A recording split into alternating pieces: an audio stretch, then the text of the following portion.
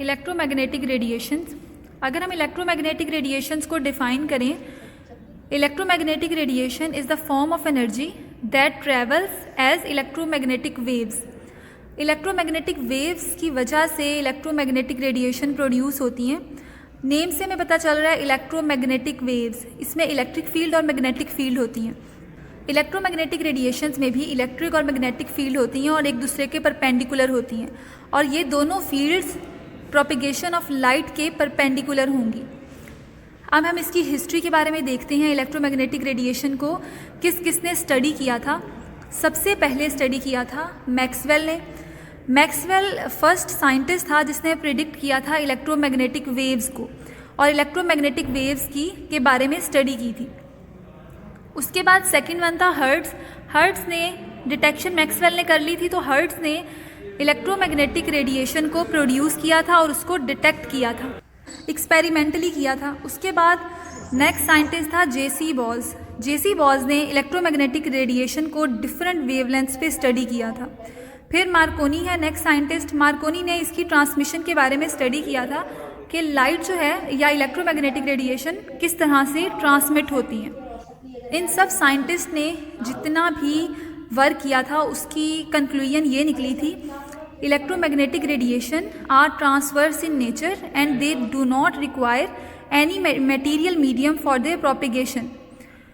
अब अगर हम प्रॉपर्टीज़ की बात करें तो इलेक्ट्रोमैग्नेटिक रेडिएशन की क्या क्या प्रॉपर्टीज़ हो सकती हैं। फर्स्ट वन है, अगर वो किसी भी मीडियम में ट्रैवल कर रही हैं तो their frequencies will not change. उसकी स्पीड चेंज हो सकती है लेकिन फ्रीक्वेंसी कभी भी चेंज नहीं होगी। अगर हम फ्री स्पेस की बात करें तो फ्री स्पेस में स्पीड ऑफ लाइट के इक्वल हमारे पास इलेक्ट्रोमैग्नेटिक रेडिएशंस होती हैं फ्री स्पेस में। जब ये किसी भी स्पेस में ट्रैवल करती हैं तो they carry energy with them.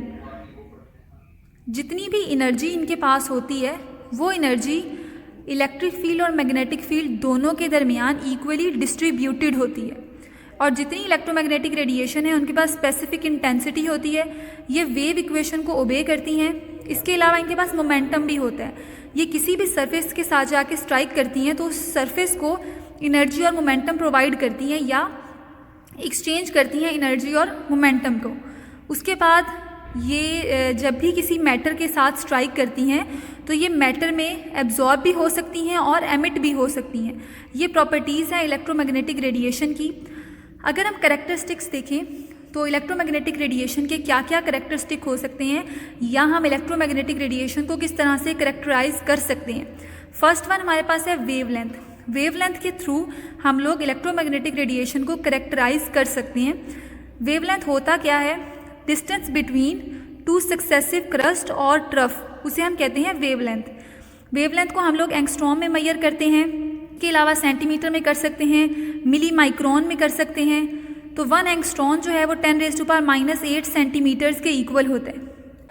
1 milli micron 10⁻⁷ centimetres के इक्वल होता है।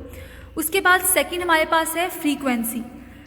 सेकंड फैक्टर जो है जिसके थ्रू हम लोग इलेक्ट्रोमैग्नेटिक रेडिएशन को कैरेक्टराइज कर सकते हैं वो है फ्रीक्वेंसी। फ्रीक्वेंसी को हम डिफाइन कर सकते हैं number of wave passing through a point in 1 second, उसको हम कहते हैं फ्रीक्वेंसी। फ्रीक्वेंसी को हम लिखते हैं न्यू इज इक्वल टू 1/λ। ये वेवलेंथ के इन्वर्सली प्रोपोर्शनल होती है। वेवलेंथ को हम लैम्डा से लिखते हैं तो फ्रीक्वेंसी वेवलेंथ के इन्वर्सली प्रोपोर्शनल है। और न्यू इज इक्वल टू, अगर हम इक्वालिटी का साइन लगाएं तो c/λ। c हमारे पास स्पीड ऑफ लाइट है। थर्ड फैक्टर जो है वो है टाइम पीरियड। टाइम पीरियड जो है it is the time taken by wave to travel a distance equal to 1 wavelength. Time period frequency का इन्वर्स होता है। उसके बाद फोर्थ वन हमारे पास आ जाता है वेव नंबर। वेव नंबर को हम डिफाइन करते हैं number of waves passing through a unit length is known as wave number. Wave number जो है वो वेवलेंथ का रेसिप्रोकल है। तो हमारे पास wave number is equal to 1/λ। और वेव नंबर को हम लोग पर सेंटीमीटर में या पर मीटर में डिफाइन करते हैं। पर सेंटीमीटर इसके यूनिट्स हैं या पर मीटर। और वेव नंबर जो है वो डायरेक्टली प्रोपोर्शनल होता है फ्रीक्वेंसी के। उसके बाद फिफ्थ नंबर पे आ जाती है एनर्जी। तो एनर्जी जो है that is equal to h nu. Energy directly proportional होती है फ्रीक्वेंसी के। और हम इसे लिख सकते हैं इक्वालिटी को, प्रोपोर्शनैलिटी को हटा के इक्वालिटी का साइन लिखेंगे तो यहाँ प्लैंक्स कांस्टेंट आ जाएगा। उसके बाद न्यू जो है वो किसके इक्वल होता है, सी ओवर लैम्डा। यहाँ एनर्जी जो है that is equal to H C over lambda. तो ये 5 हमारे पास फैक्टर्स हैं जिनके थ्रू हम लोग करेक्टराइज कर सकते हैं किसी भी इलेक्ट्रोमैग्नेटिक रेडिएशन को। अब इलेक्ट्रोमैग्नेटिक रेडिएशन की हिस्ट्री को हमने देखा कि किस किस साइंटिस्ट ने उस पर वर्क किया। जब इन सब साइंटिस्ट ने इसको प्रिडिक्ट कर लिया था, उसके बाद लाइट के बारे में ज़्यादा क्यूरियोसिटी हो गई कि लाइट और कलर बिगिन कैसे हुआ, स्टार्ट कैसे हुआ, लाइट और कलर की स्टार्टिंग कहाँ से हुई। तो लाइट और कलर के बारे में इंफॉर्मेशन दी थी आइजैक न्यूटन ने। उसने रेनबो को ऑब्जर्व किया था जब वो ऑप्टिक्स पे काम कर रहा था। उसने नोटिस किया था कि 7 कलर्स होते हैं, लाइट के 7 कलर्स हैं। जितना भी वर्क किया न्यूटन ने, इसको कहते हैं न्यूटन कॉर्पस्कुलर थ्योरी, क्योंकि उसने कहा था कि light propagates in the form of tiny particles, और उन टाइनी पार्टिकल्स को उसने कॉर्पस्कल्स का नेम दिया था। तो उसी वजह से न्यूटन की कॉर्पस्कुलर थ्योरी डेवलप हुई थी। और कलर जो है लाइट का, वो भी इन्हीं पार्टिकल्स, जो टाइनी पार्टिकल्स हैं, उन्हीं की वजह से लाइट का कलर होता है। डिफरेंट साइज़ की वजह से लाइट के डिफरेंट कलर्स होते हैं। उसके अलावा एक और साइंटिस्ट था हाइजेंस, उसने वेव थ्योरी दी थी। उसने कहा था कि जो लाइट ट्रैवल करती है किसी भी मीडियम में, वो वेव्स की फॉर्म में ट्रैवल करती है। और उसने कहा था वो लाइट वेव्स जो हैं वो लॉन्गिट्यूडनल नेचर की होती हैं। लेकिन बाद में हमें ये बात पता चली थी कि जो लाइट है वो लॉन्गिट्यूडनल नहीं होती, बल्कि लाइट जो है वो ट्रांसवर्स नेचर की होती है। उसके बाद नेक्स्ट साइंटिस्ट था मैक्सवेल। मैक्सवेल ने इलेक्ट्रोमैग्नेटिक वेव थ्योरी दी थी। तो लाइट जो है वो इलेक्ट्रोमैग्नेटिक वेव्स की फॉर्म में फ्री स्पेस में ट्रैवल करती है और उसे ट्रैवलिंग के लिए कोई भी मीडियम रिक्वायर नहीं होता। इलेक्ट्रोमैग्नेटिक वेव्स जो प्रोड्यूस होती हैं वो इलेक्ट्रोमैग्नेटिक फील्ड की ऑसिलेशन से प्रोड्यूस होती हैं। उसके बाद आइंस्टाइन ने क्वांटम थ्योरी दी थी। लाइट प्रोड्यूस होती है, प्रोपेगेट होती है या एब्जॉर्ब होती है, वो होती है इन the form of photons, small packets, photons. और उसके बाद डी ब्रॉगले ने, जो पहले हाइगन्स ने दी थी, थ्योरी दी थी, उसने रिजेक्ट कर दिया।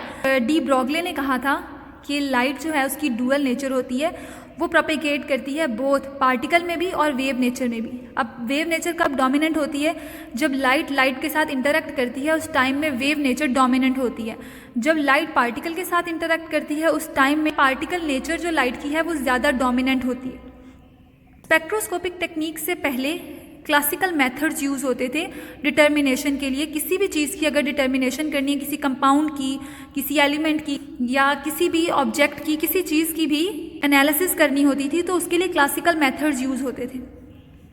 क्लासिकल मेथड्स 2 तरह के हैं, क्वांटिटेटिव मेथड और क्वालिटेटिव मेथड। क्वालिटेटिव मेथड जो है उसमें हम डिटर्मिन करते हैं कि कलर कैसा है, उसकी प्योरिटी कैसी है, उसकी नेचर कैसी है, स्मेल कैसी है, जो भी जितने भी हम रिएक्टेंट्स यूज़ कर रहे हैं उसके बारे में ये सारी इन्फॉर्मेशन लेते हैं। या कोई भी प्रोडक्ट हमारे पास बना है, उस प्रोडक्ट की जो फिज़िकल अपीयरेंस है वो कैसी है। अब क्वांटिटेटिव जो मेथड्स हैं उसमें हम लोग डिटर्मिन करते हैं कि कोई भी हमारे पास पर्टिकुलर प्रोडक्ट है, एलिमेंट है, सैंपल है, उसकी कंसंट्रेशन कितनी है या उसके बीच में उसकी कंपोजिशन क्या है। क्वालिटेटिव और क्वांटिटेटिव मेथड यूज़ होते थे जब spectroscopic method of analysis discover नहीं हुआ था। लेकिन इन सब मेथड्स के कुछ ड्रॉबैक्स थे जिसकी वजह से ये इतने पॉपुलर नहीं हुए। तो जितने हम लैब में एक्सपेरिमेंट करते हैं क्वालिटेटिव या क्वांटिटेटिव एनालिसिस ही होती हैं मोस्टली। अब इसमें क्या होता है, इन मेथड्स में एक्यूरेसी इतनी नहीं होती, ये इकोनॉमिकली इतने फिजिबल नहीं होते। इनमें जो हमारे पास कोई भी मटेरियल बनता है उसकी मोस्टली क्वांटिटी वेस्ट हो जाती है। जो भी नई चीज़ बनती है पहले वो बहुत टाइनी अमाउंट में बनती है ताकि हम उसके बारे में इंफॉर्मेशन ले सकें कि वो किस तरह से वर्क करती है, किस तरह से वो इंटरेक्ट करती है। तो जब क्वांटिटेटिव या क्वालिटेटिव मेथड से हम उसे स्टडी करते हैं तो मोस्टली उसका जो मटेरियल है वो वेस्ट हो जाता है। फिर उसी वजह से मॉडर्न मेथड्स डिस्कवर हुए थे। उन मॉडर्न मेथड्स में 2 मेथड्स थे, एक था स्पेक्ट्रोस्कोपिक टेक्निक्स, सेकेंड वन था mass spectrometry. Mass spectrometry spectroscopic technique से अलग है, प्रिंसिपल उसका मिलता जुलता है, लेकिन स्पेक्ट्रोमीट्री अलग है और स्पेक्ट्रोस्कोपिक टेक्निक्स अलग टेक्निक्स होती हैं। स्पेक्ट्रोस्कोपिक टेक्निक्स में क्या होता है कि जो इलेक्ट्रोमैग्नेटिक रेडिएशन है वो सैंपल के साथ इंटरेक्ट करती हैं और उसकी जो रिज़ल्ट में हम उसका एनालिसिस करते हैं, या स्पेक्ट्रोस्कोपी को हम इस तरह से डिफाइन करते हैं कि study of interaction of matter and electromagnetic radiation. तो उसमें हम इलेक्ट्रोमैग्नेटिक रेडिएशन को उस पर फॉल करवा के उसके बारे में इंफॉर्मेशन ले लेते हैं कि वो जाके वो एब्जॉर्ब हुआ है, एमिट हुआ है, क्या उसमें चेंजिंग आई है। इसमें हम बहुत सारे एनालिसिस कर सकते हैं, स्ट्रक्चर एनालिसिस कर सकते हैं, हम सैंपल के बारे में इंफॉर्मेशन ले सकते हैं। सेकंड वन हमारे पास है मैस स्पेक्ट्रोमीट्री। ये इंस्ट्रूमेंटल टेक्निक है जिसमें हम सैंपल को कन्वर्ट करते हैं पॉजिटिव आइंस में। हम उस पर इलेक्ट्रॉन्स की बम्बार्डमेंट करवाते हैं, चार्ज पार्टिकल्स की बम्बार्डमेंट करवाते हैं और उसको पॉजिटिव आइंस में कन्वर्ट कर देते हैं। और हम इसमें मेजर करते हैं mass to charge ratio of molecules. Electric और मैग्नेटिक फील्ड को यूज़ करते हुए उनकी मैस टू चार्ज रेशियो को फाइंड आउट कर लेते हैं। अगर हम स्पेक्ट्रोस्कोपिक मेथड्स को देखें तो स्पेक्ट्रोस्कोपिक मेथड्स को हम क्लासीफाई करते हैं फर्दर 3 कैटेगरीज में।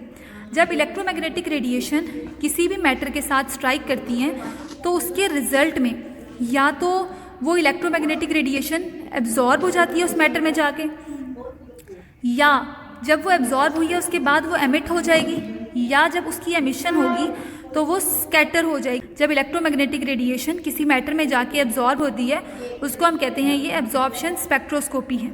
उसमें हम स्टडी किसको कहते हैं, कैलोरीमीट्री जो है वो एब्जॉर्प्शन स्पेक्ट्रोस्कोपी है। Atomic absorption, UV visible spectroscopy, IR spectroscopy, NMR spectroscopy, ESR spectroscopy, ये सब एब्जॉर्प्शन स्पेक्ट्रोस्कोपी हैं। जब हम वेवलेंथ, लाइट की वेवलेंथ एब्जॉर्ब होती है किसी भी कंपाउंड में तो उस कंपाउंड की नेचर के बारे में हमें इंफॉर्मेशन मिलती है। लाइट की इंटेंसिटी हमें उसकी कंसंट्रेशन के बारे में इंफॉर्मेशन देती है। सेकंड वन है इमिशन स्पेक्ट्रोस्कोपी। इमिशन स्पेक्ट्रोस्कोपी जो है उसके लिए ज़रूरी है कि इलेक्ट्रोमैग्नेटिक रेडिएशन पहले मैटर में एब्जॉर्ब हो, उसके बाद वो एमिट हो। इसमें हम स्टडी करते हैं atomic emission spectroscopy, fluorescence spectroscopy, flame photometry. Third one हमारे पास है स्कैटरिंग स्पेक्ट्रोस्कोपी। इसमें हम लोग स्टडी करते हैं कि लाइट जो है वो किसी भी मैटर से एमिट होती है स्कैटरिंग फॉर्म में, वो मैटर के साथ स्ट्राइक करके स्कैटर हो जाती है डिफरेंट डायरेक्शंस में। इसमें हम स्टडी करते हैं रामन स्पेक्ट्रोस्कोपी को। इलेक्ट्रोमैग्नेटिक रेडिएशन के बारे में बिल्कुल बेसिक सा इंट्रोडक्शन था।